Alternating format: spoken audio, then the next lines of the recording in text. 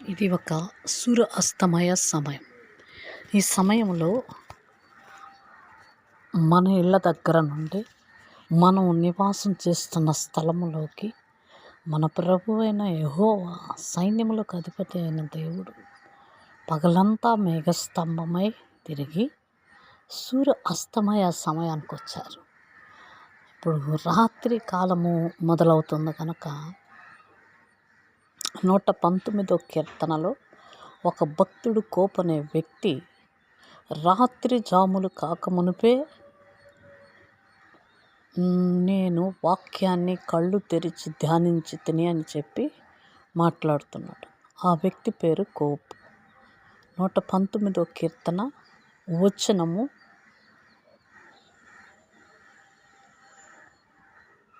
9వ వచనం చూడండి. ఎంతో చక్కని మేఘస్తంభమై ప్రభువుకు యెహోవా ఇచ్చిన మాటలు పరిశుద్ధ గ్రంథములో లిఖించబడిన గ్రంథములో ఉన్న ప్రతి మాటలన్నీ మన ముందు నీలి రంగులో ఎంతో చక్కని ఆహ్లాద సమయము.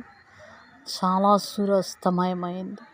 మేఘాలలో ఆయన మాటను చూసుకొని మేఘాలను వంచి మన మధ్యన ఆయన బిడ్డల కొరకు ఆయన కాపరి అయ్యి రోహి అయ్యి మన క్షేమాభివృద్ధి కొరకు చక్కని వాతావరణాన్ని పంపించి ఆయన నామాన్ని మనము ఘనపరచడానికి జ్ఞానము కలిగిన వారు యెహోవా యందు భయభక్తులు కలిగి ఉంటారు.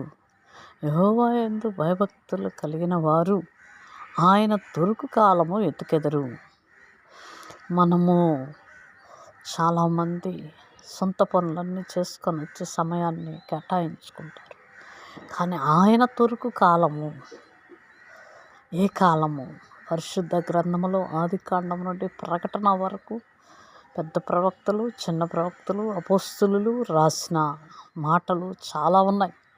కానీ ఆయన దొరికిన కాలంలో ఎక్కడెక్కడ ఎవరికెవరికి దొరికాడు పరిశుద్ధ గ్రంథంలో రాయబడింది. ఈరోజు నీకు నాకు మన ప్రభు దొరకాలంటే మనం ఎలా ఎతకాలి? మన ప్రభు మనతో మాట్లాడాలంటే మనం ఎలా మాట్లాడాలి? మనము ఆయన ప్రణాళికలో మనము వెతికిన ఎడల మన కార్యములు అద్భుతముగా ఆయన జరిగిస్తాడు. ఆయన అధ్యక్షత మన దగ్గర ఉంచి ఆయన చిత్తానుసారమైన మేళలతో మన హృదయాలను తృప్తిపరిచే దేవుడే మన దేవుడైన సైన్యములకు అధిపతి అయిన యెహోవా షబాయత్. యెహోవా షబాయత్. హల్లెలూయా. యెహోవా మెకాదీస్. ఆయనకి కృతజ్ఞతాస్తుతి. దేవదేవునికి కృతజ్ఞతాస్తుతి. బహుశ్రమల్లో నుండి విడిపించాడు నన్ను, నా కుటుంబాన్ని. ఈరోజు కూడా దేవుని చిత్తమైతే అద్భుతము నమ్మితే మీరు ఆయన మహత్యమును చూస్తారని.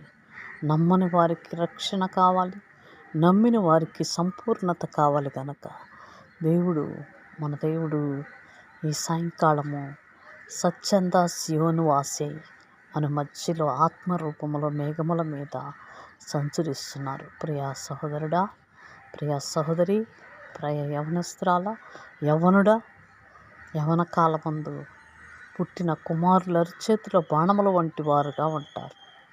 మన ప్రియులు వృద్ధాప్యమందు కూడా దేవుడు వృద్ధులను తక్కువ చేయలే. మోము వేస్తారంట. వారి ఎగురు వారి చిగురు పెడతారంట. హల్లెలూయా. ఈరోజు దేవుడు పుట్టిన బిడ్డతో సహా ఆయన సమస్తమును గర్భములో పిండమై ఏర్పడక మునిపే నరునికి ఎంత ప్రత్యేకత ఇచ్చాడు.